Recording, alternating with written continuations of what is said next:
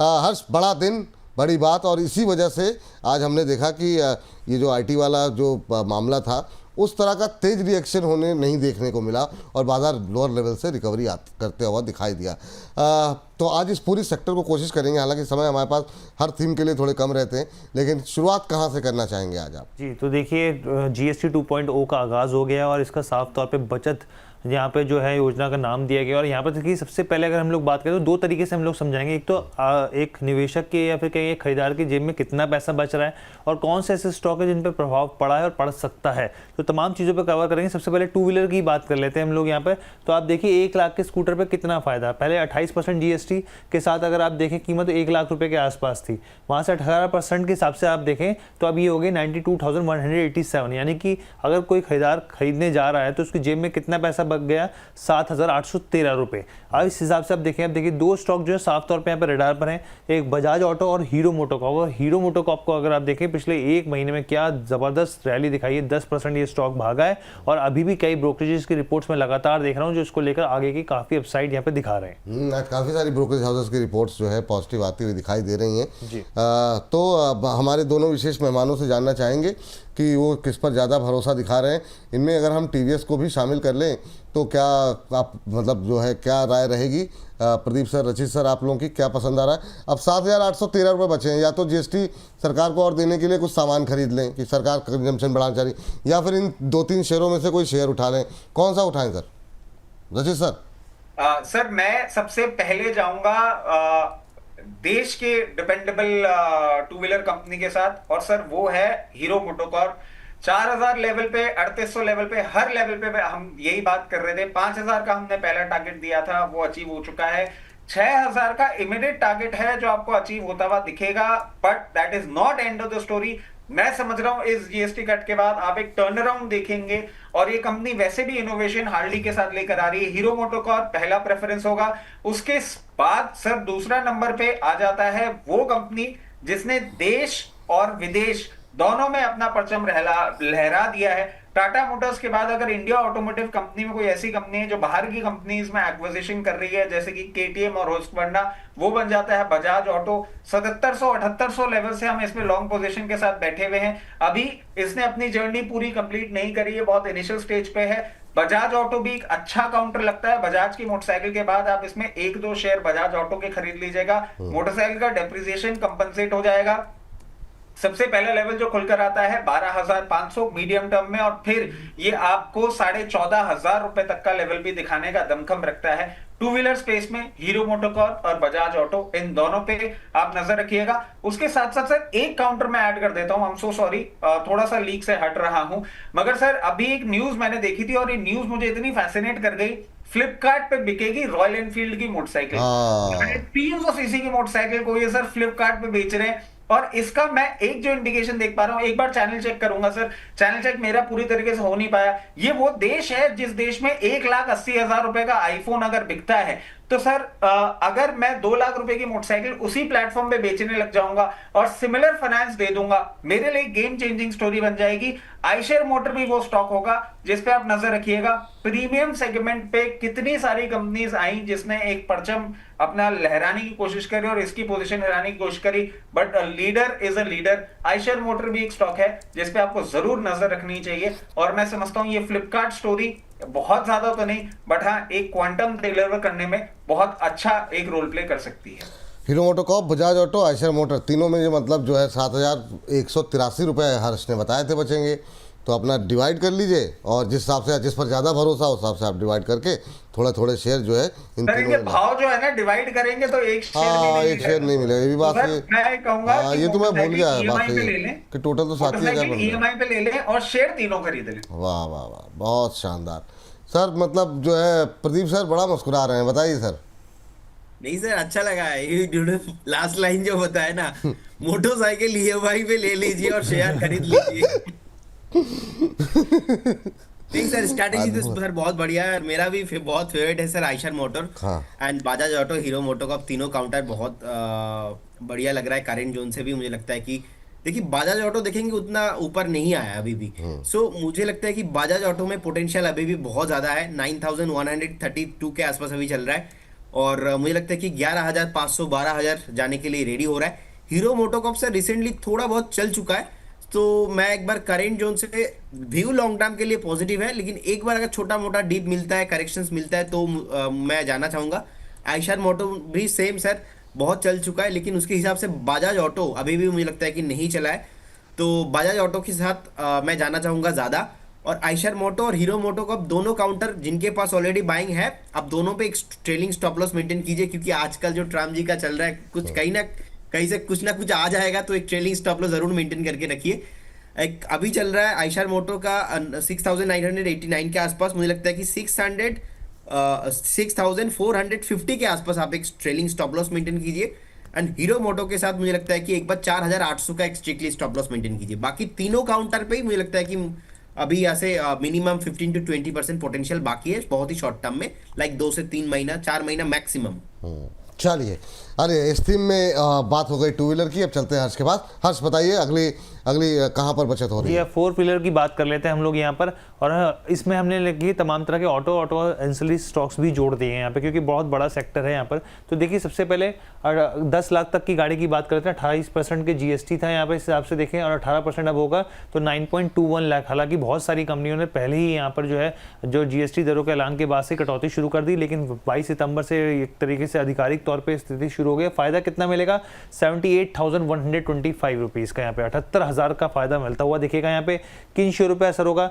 अगर आप मारुति सुजुकी की बात करें तो पिछले एक महीने में अगर हम देखें तो 10% के आसपास भागा है। हुंडई मोटर्स की बात करें तो 21% का उछाल इसमें स्टॉक में देखने को मिला है।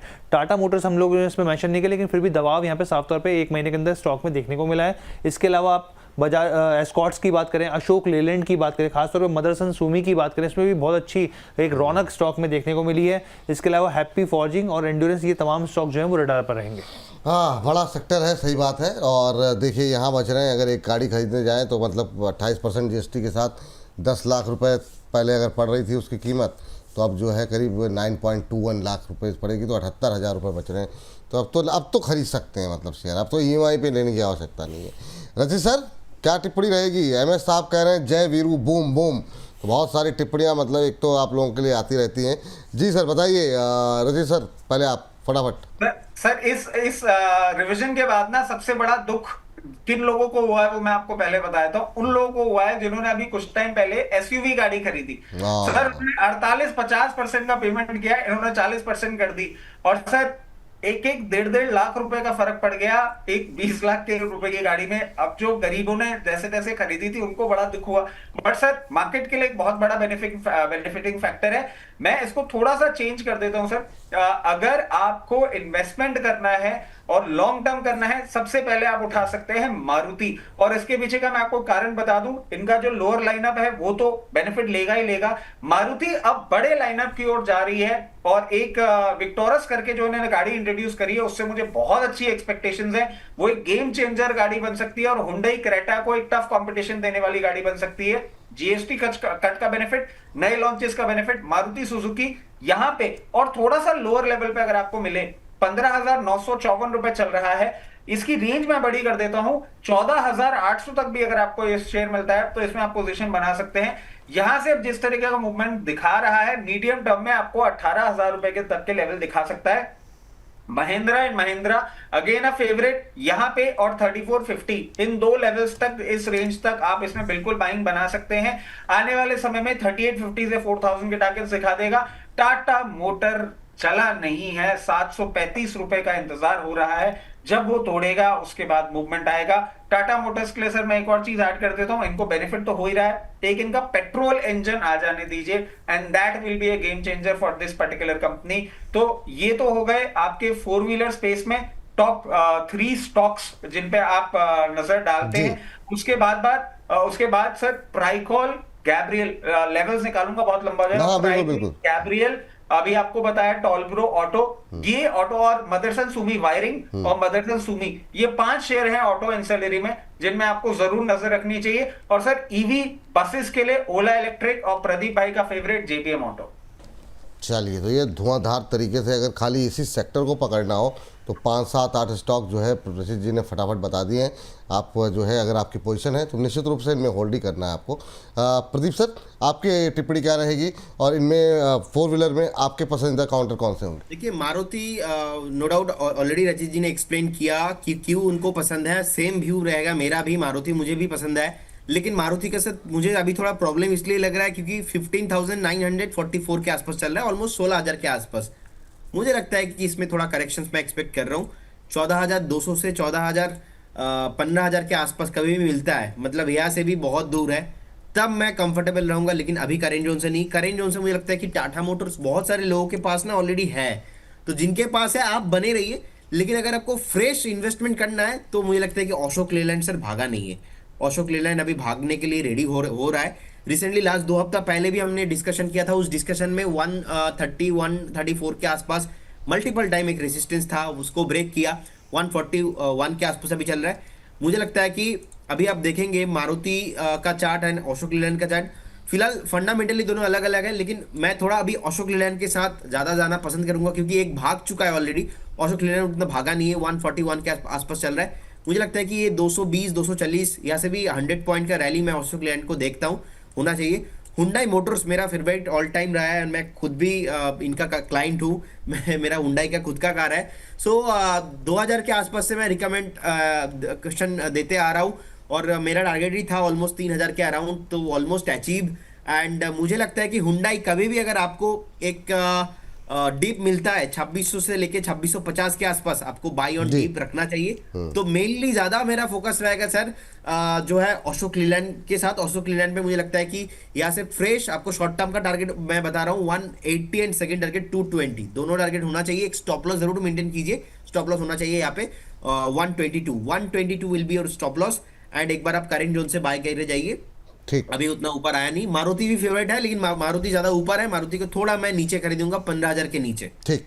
अच्छा, अब थोड़ा सा इसमें थोड़ा सा बदलाव, क्योंकि अब समय जो है हमारा पूरा हो रहा है, तो हम ऐसा करेंगे कि एक सेक्टर को एक ही गेस्ट से ही जो है बातचीत करेंगे। हर्ष, अगली फटाफट। जी चलिए फटाफट से कवर कर लेते हैं, आगे बढ़ते हैं हम लोग। एक बार स्क्रीन पर लेके आते हैं, ये देखिए अब ट्रैक्टर की बात कर लेते हैं यहाँ पर। तो आप ये देखिए 10 लाख तक के ट्रैक्टर की अगर बात करें यहाँ पे तो 5% का जीएसटी हो जाएगा यहाँ पे, और 9.37 लाख रुपए तक यहाँ पे पे करना पड़ेगा, और करीब 62,500 रुपए का फायदा होता दिखेगा। इसमें एस्कॉर्ट्स है, अशोक लेलैंड है, महिंद्रा एंड महिंद्रा और हैप्पी फॉर्जिंग है, ये तमाम स्टॉक्स हैं जो यहाँ पर रडार पे रहेंगे पिछले 1 महीने में भी, अब आगे भी। ठीक है, स्कॉट्स अशोक लेलैंड पे बात काफ़ी हो गई है। Mahindra and Mahindra happy forging, sir कुछ नया ऐड करने के लिए है यहाँ पर? 12% से घट करके ट्रैक्टर में जो है 62,500 के आसपास की बचत हो रही है। रचित सर वीएसटी टेलर्स ट्रैक्टर्स लिमिटेड, ये एक स्टॉक है जिस पे नजर रख सकते हैं। 2 अनाउंसमेंट के बाद बहुत ज्यादा ट्रेंड पे आ गया है, तो नजर रखने के लिए ये काउंटर रहेगा। लेवल्स कौन से होंगे जहां पे आपको एंट्री करनी होगी? लेवल्स होंगे कभी भी आपको ये 4850 से 5000 के लेवल पे मिलेगा, वहां पे एंट्री करेंगे। सबसे पहले टारगेट निकल के आएगा 5800 का, उसके बाद 6400 का। इन 2 टारगेट्स के लिए वीएसटी टेलर्स ट्रैक्टर्स लिमिटेड, इसमें आप अपनी पोजीशन देख सकते हैं। हाँ, चलिए, तो ये बात यहाँ पर है, वीएसटी ट्रेलर्स ट्रैक्टर्स पे खरीदारी करने की सलाह। बाकियों पे हम लोगों ने बातचीत कर ली है। बीते 1 महीने में जो है, हालांकि बहुत ज़्यादा रफ्तार तो नहीं रही है, अभी 4.5% 4-5 दिन में चला है। चलिए ठीक है, अगले सेक्टर्स को जो है पकड़ने की कोशिश करते हैं। और ये मतलब जो आपने कहा ना कि नज़र बना के रखेगा, ये वही वाली बात हो गई 3 इडियट्स में कहता है कि आपको याद कर रहे थे, बाद में पता लगता है कि मतलब जो है अब पता लगा आदमी ने खरीद लिया, करने आप ही ने बोला था कि हमने नज़र बनाने के लिए बोला था, खरीदने के लिए तो बोला ही नहीं। चलिए और सर एक चीज मैं ऐड कर देता हूं, मेरे वो दिमाग से निकल गया था, जो प्रदीप भाई ने अशोक लेलैंड का कवरेज किया है ना, हाँ। मैं अशोक लेलैंड के साथ भी जाना चाहूंगा। और जीएसटी कट का सर एक और बेनिफिट है जिसके लिए अशोक लेलैंड को बेनिफिट मिलेगा। जो लॉजिस्टिक्स बिजनेस है ना सर, वो अब रोड पे आपको ज्यादा आता हुआ दिखेगा, तो अशोक लेलैंड की सेल्स भी आपको इंप्रूव होती हुई दिखेंगी। तो I will back his call. Ashok Leyland मुझे भी अच्छा लग रहा है। ठीक है सर, ये बात हो गई। और हर्ष, अगली थीम, अगला सेक्टर, ये अगले सेक्टर की तरफ बढ़ते हैं हम लोग। और आप ये देखिए यहाँ पे तेल, साबुन, मंजन, तमाम तरह के जो हम डेली बेसिस पे यूज़ करते हैं यहाँ पर। और आप देखिए अब जो रेट कट है सीधा 5% होता हुआ दिखा 18 से, यहाँ पर 500 रुपये से जगह पर 445 के आसपास, यानी 55 रुपये की बचत होती हुई दिखेगी तमाम चीज़ों पे। अब आप इसमें ITC, Nestle, Dabur, Marico, Hindustan Unilever, Emami है। हालांकि एक बात ये फैक्ट है कि जिस तरीके की उम्मीद की जा रही थी एफएमसीजी स्टॉक्स की बढ़त को देकर, वो चीज़ देखने को को नहीं मिली। अब ये समझेंगे आगे कि क्या इनमें एक वापस पेस आता हुआ दिखेगा। बिल्कुल सही बात है। थोड़ा सा कन्फ्यूज़न भी था, चल रहा था कि वो प्राइसेस कब से लागू होंगे, पुराने वाले कैसे हटेंगे, नए वाले। अभी मतलब इसको एफएमसीजी को लेकर के वो थोड़ा कन्फ्यूज़न है कि कल तक जो सामान लेने गए थे हम लोग किराने की दुकान पर, किराना वाला खुद ही कन्फ्यूज़न में है कि मतलब वो किस तरीके से रेट कट का फ़ायदा में होगा, कब होगा नहीं पता। तो प्रदीप सर जी, काउंटर कोई अच्छे लग रहे हैं इनमें, ITC, Nestle, Dabur, Marico, HUL, Emami में? देखिए विपुल जी, ओवरऑल थीम बहुत ही बढ़िया है। लास्ट ईयर जैसे बजट हुआ था, हमने देखा था कि गवर्नमेंट का मेन फोकस ही था ज़्यादा कंजम्पशन। अब एफएमसीजी एक ऐसा थीम है, मुझे लगता है कि डेली यूजेस होता है लोगों का, तो ये थीम बहुत ही डिफेंसिव है, बहुत टाइप से चला नहीं है। आप देखेंगे मैरिको अभी ट्रेड हो रहा है ऑलमोस्ट 725 के अराउंड, धीरे धीरे चल रहा है। अब हिंदुस्तान यूनिलीवर अगर हम बात करेंगे 2575 के आसपास चल रहा है।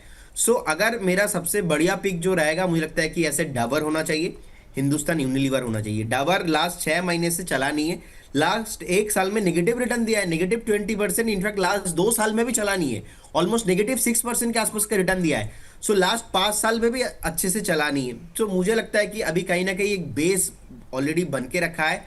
500 बहुत ही स्ट्रॉन्ग सपोर्ट है, 455 इसका स्टॉप लॉस होना चाहिए, 640 650 टारगेट के लिए आप एक बार डाबर को देख लीजिए, करंट जोन से बाय करके जाइए, कुछ भी प्रॉब्लम नहीं है। हिंदुस्तान यूनिलीवर विपुल जी लास्ट 6 महीने में ओनली फॉर 15% भागा है, लास्ट 3 महीने में 11% के आसपास का भागा है। तो मुझे लगता है कि हिंदुस्तान यूनिलीवर के साथ भी मैं जाना पसंद करूंगा। 2200 2250 के आसपास का एक स्टॉप लॉस मेंटेन करके मुझे लगता है कि एक बार 3000 के ऊपर बहुत जल्दी आपको आते हुए दिखेंगे। सो होल्ड करने का सलाह रहेगा। आईटीसी भी फेवरेट है, बट बाकी मुझे लगता है कि आईटीसी में रजत जी और ज्यादा उनका जो है व्यू रहेंगे। तो मैरिको के साथ भी मैं जाना चाहूंगा। मैरिको, डाबर एंड हिंदुस्तान यूनिलीवर तीनों काउंटर मुझे अच्छा लगता है।